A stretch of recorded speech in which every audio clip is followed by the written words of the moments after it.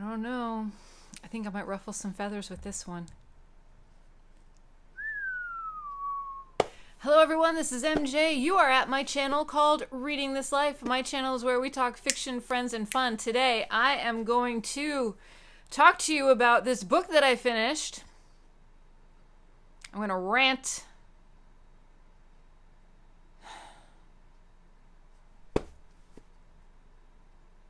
I really got to keep it in. Stay tuned.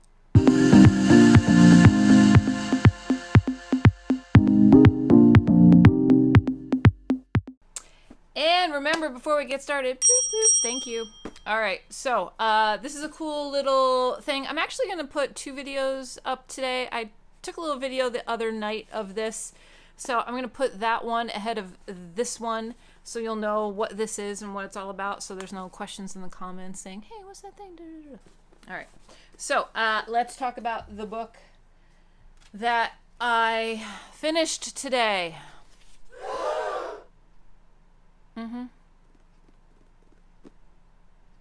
Let's talk about it. All right. So, first, I did the physical and the audio. About 16 hours of my life, I'd say. I never read, I'm putting the jacket back on. I never read anything by V.C. Andrews. Shocker.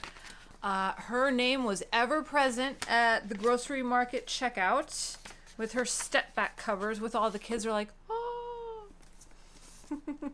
As you can see in this one. Yeah, looking out the window. So for Garb August, I'm like, I'll read it. It's trashy. I know some people love it, but the subject matter is trashy. Right? Let's talk about the publication date first. 1979 by Virginia Andrews. 1979, this is the first edition. Would send shockwaves. Shockwaves!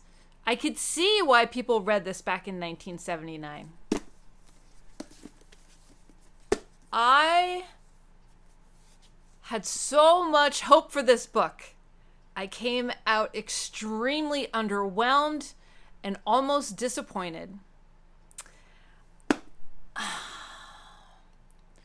I will say that the first half of the book was pretty gripping, and I was dialed in. As soon as the kids started getting a little bit older, okay? We're not to that part yet, but they're getting older. It's the same routine. At this point, when I hear the phrase, the door opens and the grandmother appears. Okay. Like, we know what's going to happen. All right. I think the problem with this book for me is that I've read so many other things that completely shock the hell out of me that this was like, And I wanted the kids to do better. I wanted them to do better. This screams to me like almost an imprisonment situation with the Stockholm syndrome going on, okay? They think that if they try to help themselves, it's going to be much worse. And it could be, but more than likely not, it's not going to be. They're so scared to try that you want to keep them sheltered in the attic. And that pissed me off. I wanted those kids to break free. I wanted those kids to get out. I'm sorry if these are spoilers, but I can't rant about the book without talking about some of the things, okay? At one point towards the end, I said to myself, she's going to wake up and it's going to be, or not a dream. No, what did I tell myself? They're ghosts. They're ghosts. And they're ghosts locked in the attic because he already died. But it didn't happen that way. So, that's pretty much my face when I finished the book.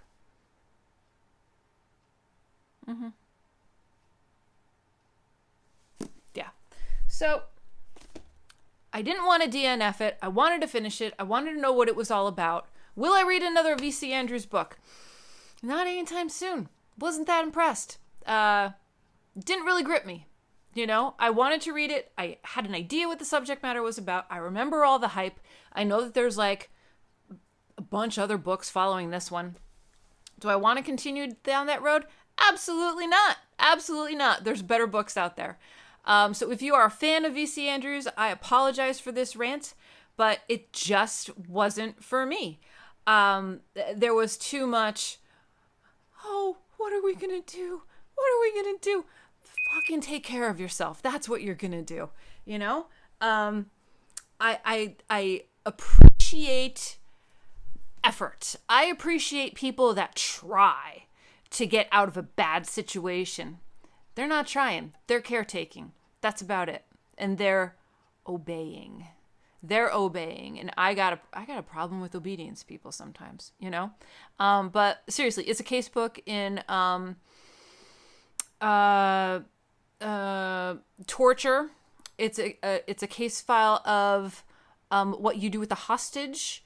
It's Stockholm Syndrome. I think all of those elements are you can see them pretty clearly in there. But it just didn't. I barely gave it 3 stars. I was borderline 2. But the fact that she, VC, wanted to continue for 300 and some pages, and how many years later, after the kids got locked up. I mean, come on. I know it's a spoiler. I'm sorry. But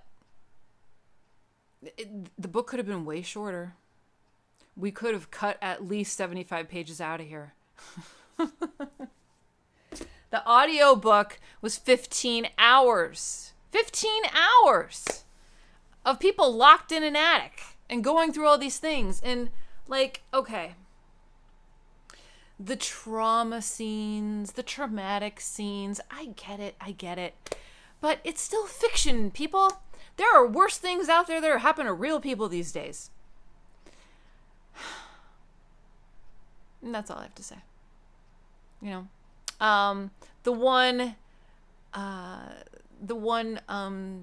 little ones affected me more than the brother and the older brother and sister, you know.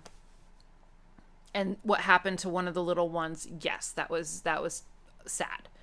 And kind of genius though how it happened. You know, with the Mm-hmm. Okay. I can't talk about it because people are going to say, MJ, you gave spoilers away. Is this Garbagustina? Did she pop in here? Oh. All right. So, for Flowers in the Attic by V.C. Andrews, do I recommend it?